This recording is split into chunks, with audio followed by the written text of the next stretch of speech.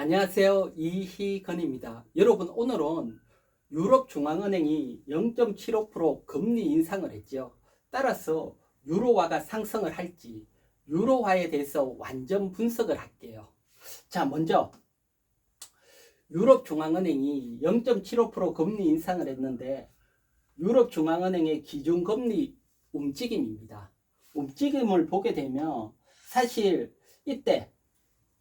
이때가 2008년 금융위기 때입니다. 이때 1%까지 확 하락을 했고요. 그리고 살짝 상승을 했지만 금융위기 이후 유럽은 계속 어려웠죠. 그러면서 제로 금리까지 인하가 되고 계속 제로 금리를 유지를 하다가 올해지요. 올해 7월 달에 0.5% 금리 인상. 7월입니다. 7월.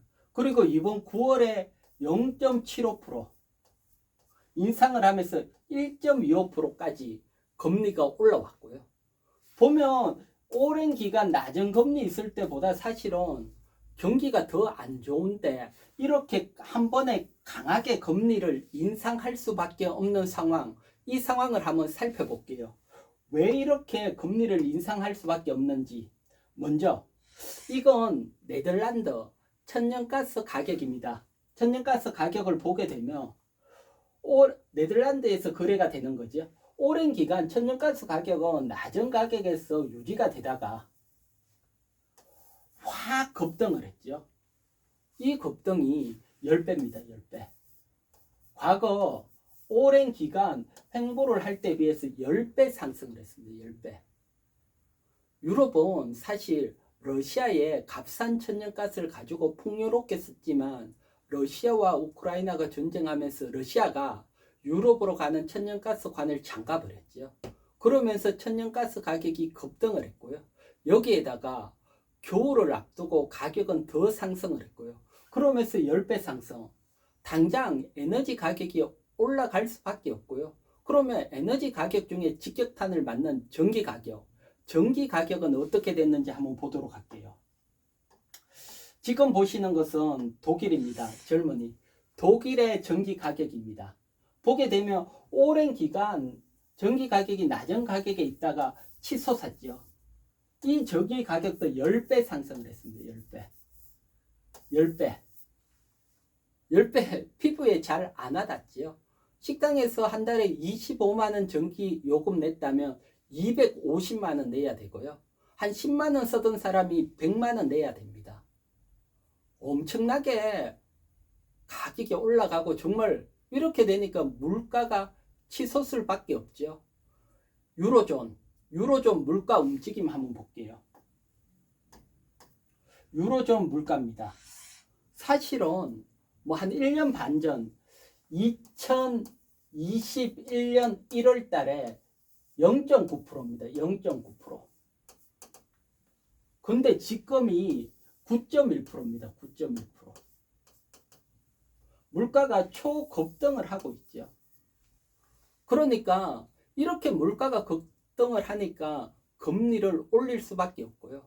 사실 금리를 올렸다고 해서 이 물가가 쉽게 잡히는 건 아닙니다. 지금 보면 가장 큰 원인이 에너지 가격인데 에너지는 소비를 많이 해서 올라가는 게 아니고 러시아와 우크라이나 전쟁에서 공급이 안 돼서 올라가죠.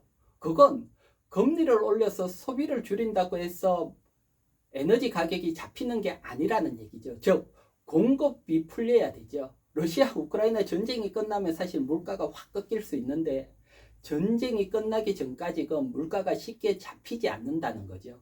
그러면 왜 금리 인상을 하느냐? 사실 에너지 가격이 이렇게 상승하면서 물가가 상승을 하게 되면 사람들은 다음 달에는 내가 쓰는 생필품 가격도 인상이 되는 거 아니야? 미리 사놔야 되는 거 아니야? 이런 생각이 다 팽배해지면 유럽에 어떻게 보면 생필품 새지기가 일어나고 생필품 가격마저 상승을 하게 되면 정말 문제가 심각해집니다. 그래서 이렇게 물가 상승이 전이되는 걸 막기 위해서 유럽중앙은행 ECB가 정말 특단의 조치로 0.75% 금리 인상을 한 거고요. 자, 이렇게 강하게 금리 인상을 하는 배경에는 또 다른 배경이 있죠. 유럽중앙은행의 영향력이 가장 큰 쪽은 독일입니다. 독일은 사실 물가에 아주 민감하고요. 과거 독일은 하이퍼 인플레이션을 겪은 나라입니다. 하이퍼 인플레이션 그때 상황을 보게 되면 이때가 1차 대전 때입니다. 1차 대전 이후 1차 대전이 끝나고 독일이 전쟁에 돈도 많이 썼고 1차 대전에 패하면서 막대한 전쟁 보상금을 물려주게 됐죠. 그래서 그걸 독일이 다른 게 아니고 마르크화를 막 찍어서 다 물려줬어요. 그러니까 마르크화가 남아 돌면서 마르크화가 똥값이 됐는 거죠. 보면 애들이 마르크화를 들고 놀 만큼 돈이 가치가 없어져 버렸고요. 지금 물건 사려면 이렇게 마르크화를 싣고 가는 겁니다. 이때 유명한 게 잠깐 놔두고 어디 갔다 오면 돈은 안 가져가고 수레만 훔쳐간다지요. 이만큼 마르크화가 똥값이 되는 이런 하이퍼 인플레이션을 겪었기 때문에 독일은 물가에 민감하고 유럽 중앙은행의 영향력이 큰 독일에 의해서 뭐 계속해서 겨울을 지나는 동안 금리는 인상될 걸로 봅니다. 자, 그러면 독일처럼 금리를 원하는 나라도 있고 또 유로존 속에서도 금리를 올리지 말아야 되는 나라 각각 섞여 있죠. 그러면 유로존이 어떻게 구성되어 있는지 한번 볼게요. 유로존입니다. 유로존은 사실 유로화를 쓰는 19개국이 뭉쳐져 있는 겁니다. 단일 통화, 유로화라는 단일 통화를 사용을 하고 있고요. 단일 통화니까 금리도 단일 금리입니다. 뭐 어느 나라에는 같은 유로화인데 뭐 금리가 1%고 어느 나라는 금리가 5%다. 그러면 1% 유로화 빌려서 5% 금리 주는 데 가면 뭐 돈이 쏠리게 되죠. 그러니까 금리도 단일화가 될 수밖에 없고 유로라는 환율도 단일, 이렇게 묶인 나라가 19개국이고 내년에는 크로아티아가 들어가면서 20개국으로 늘어나게 되고요. 그리고 유럽중앙은행, 유로폰 컨트롤 뱅크죠. 유로화의 금융정책을 결정을 하는 겁니다. 본사가 독일 프랑크푸르트에 있고요. 독일 영향력이 크다 그랬죠. 그 다음 매월 두 번째 목요일 금융정책을 발표합니다. 유로화 금리를 올릴지 아니면 유로화 돈을 풀지 금융정책을 결정을 하게 되고요. 그리고 이번 9월 달에 0.75% 자이언트 스텝 금리를 확 올렸죠. 그러면 유럽 내에 각각 금리를 올렸을 때 어떤 문제가 생기는지 한번 보도록 할게요. 자, 보게 되면 사실 독일은 경제가 그래도 유럽 내에서 성장이 그래도 가장 좋은 나라죠, 성장이. 그래서 물가를 잡기 위해서 금리를 올리더라도 버틸 수가 있어요, 독일은. 근데 독일을 제외한 남유럽 국가, 뭐 제가 그리스로 이렇게 표시를 했지만 그리스 외에 포르투갈, 그 다음에 이탈리아, 그 다음에 지금 말한 그리스, 그 다음 스페인, 이거 뭐죠? 피그죠. 돼지들이죠. 이런 나라들, 남유럽 국가들이 대부분 부채가 많고 경기가 어려운 나라들입니다. 대표적으로 그리스지. 이런 나라에서는 금리를 올리는 걸 정말 반대를 하는 거죠. 안 그래도 어려워 죽겠는데 금리까지 올리면 사실 빚 많은 나라, 금리 올라갔을 때 빚 많은 사람이 어려워지듯이 빚 많은 국가가 더 어려워지죠. 사실은 이런 나라에서는 금리를 인하하고 독일같이 버틸 수 있는 나라는 금리를 올리는 게 정확한 금융정책인데 단일 통화라다 보니까 그렇게 할 수 없고 끌려서 금리를 강하게 올린 측면이 있습니다. 그러면 이 남유럽 국가들은 부글부글 하겠죠. 그래서 지금 갈등, 유로존 내에서 갈등이 뭐 최고조로 치달을 수가 있고요. 그리고 그것뿐만 아니고 사실은 단일 환율, 유로화라는 단일 환율을 사용하면서 또 문제점이 크게 나오고 있죠. 뭐 가장 큰 문제점 짧게 한번 짚어보면 사실 우리나라가 1998년 금융위기가 왔을 때 금융위기 때 환율이 2,000원, 달러당 2,000원까지 갔죠. 나라가 어렵고 이렇게 2,000원까지 갔을 때 어떻게 되냐고 하면 외국인 입장에서 보면 1달러 투자하면 2,000원이니까 환율이 이렇게 확 약세로 갔을 때는 투자가 들어옵니다. 투자가. 외국인 입장에서 보면 환율이 이랬을 때 투자 기회라고 볼 수 있지요. 그리고 또 뭐 환율이 약하면 사실 그 나라에 여행 가볼까 이런 얘기도 할 수가 있잖아요. 근데 그리스는 독일에 비해서 경기가 어렵고 부채도 많고 힘든데 환율은 우리처럼 이렇게 튀어주면 관광객도 들어오고 외국인 투자도 들어올 건데 유로화라는 같은 환율을 사용하기 때문에 외국인 입장에서 보면 어려운 그리스에 투자하기보다 같은 값이면 잘 나가는 독일에 투자하죠. 그러니까 독일은 계속 수혜를 받고 안 좋은 그리스 이런 애들은 계속 피해를 보는 상황이죠. 그래서 단일화에 이렇게 피해를 보고 있는 와중에 금리를 확 올리니까 뭐 폭발 직전. 그래서 유로존이 지금 뭐 분열되니 많이 어려운 상황이고요. 그러다 보니까 사실 유로존의 경제가 금리를 조금 올렸지만 경기가 확 나빠질 수도 있다 이런 불안감이 있고요.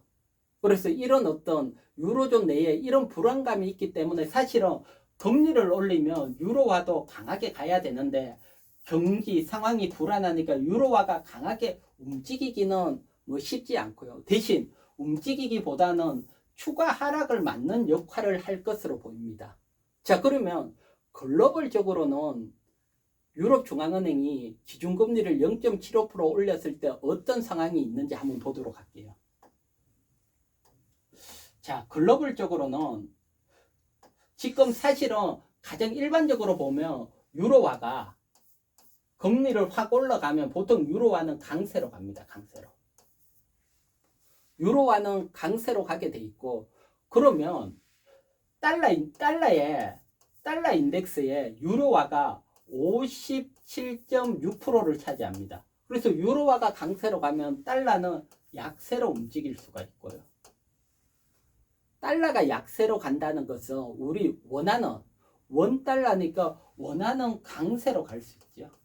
지금 원화가 약세라서 난리잖아요. 근데 그 약세로 가는 게 꺾일 수 있다는 거죠. 그래서 이렇게 가면 원화가 강세로 가면 우리 주식 시장은 상승을 할 수 있죠.